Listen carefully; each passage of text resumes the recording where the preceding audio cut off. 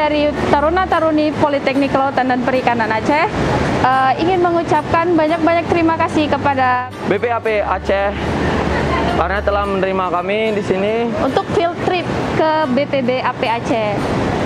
Di sini kami sangat-sangat banyak menerima ilmu yang baru tentang salah satunya yang ada di sini adalah kakap putih, dan kami banyak-banyak menerima hasil penelitian yang ada di sini setiap harinya.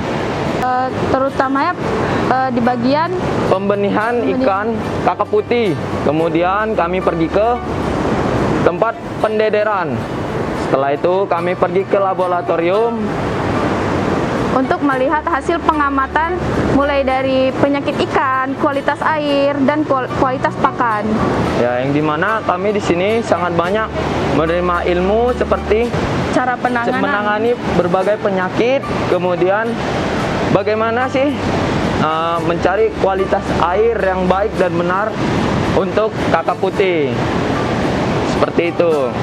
Nah, kesan kami di sini kami di sini sangat senang dan sangat-sangat banyak menerima ilmu yang seharusnya kami ketahui, dan pesan kami agar semoga BP Aceh lebih semakin maju, maju, jaya, sukses terus.